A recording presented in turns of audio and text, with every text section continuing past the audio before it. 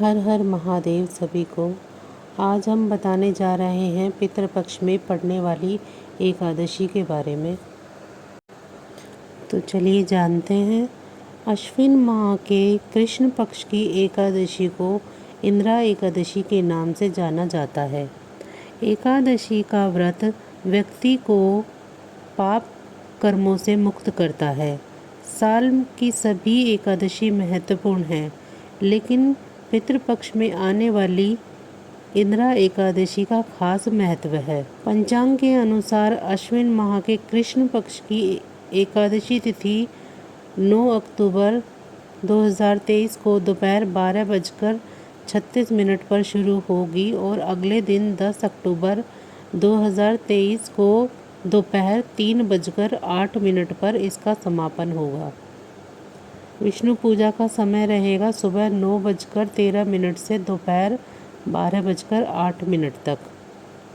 पितृपक्ष की इंद्रा एकादशी व्रत का पारण होगा 11 अक्टूबर 2023 को सुबह 6:19 से सुबह 8:39 तक किया जाएगा।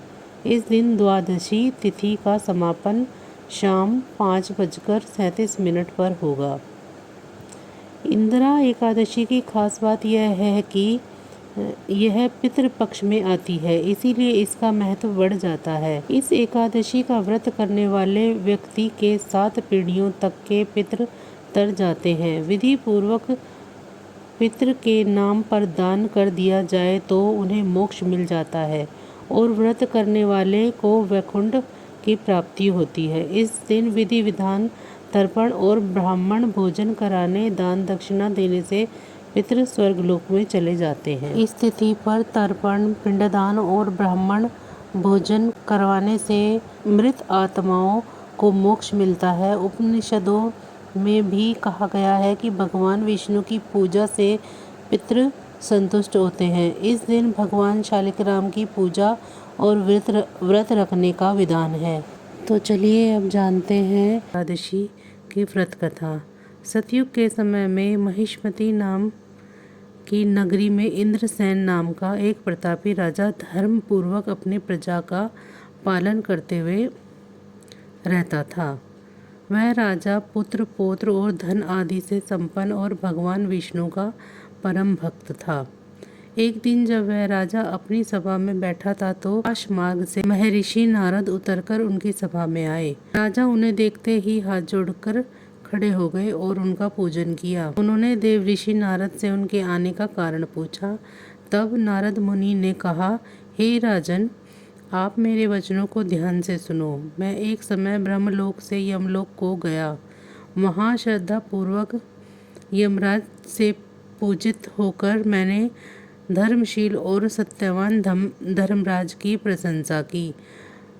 उसी समय यमराज की सभा में महान ज्ञानी महात्मा तुम्हारे पिता को एकादशी का व्रत भंग होने के कारण देखा। उन्होंने संदेश दिया है जो मैं तुम्हें बताता हूँ। उन्होंने कहा है कि पूर्व जन्म में कोई विघ्न हो जाने के कारण मैं यमराज के निकट रह रहा हूँ।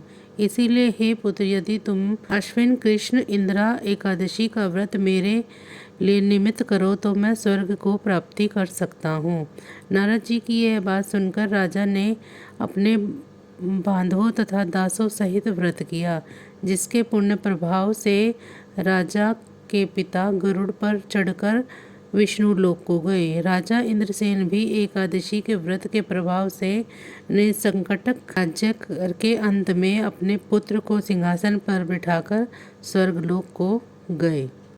तो इसी तरह इंद्रा एकादशी का व्रत हम सभी को करना चाहिए ताकि हम अपने पाप और कष्टों से मुक्ति पाकर वैकुंठ की प्राप्ति कर सकें।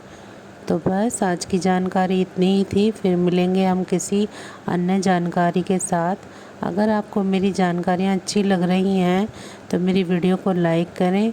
मेरे चैनल को सब्सक्राइब नहीं किया है तो मेरे चैनल को सब्सक्राइब करें और मुझे कमेंट करके ज़रूर बताएं कि आपको मेरी जानकारियाँ कैसी लग रही हैं। आप सभी का बहुत बहुत धन्यवाद। हर हर महादेव। अब मुझे दीजिए इजाज़त।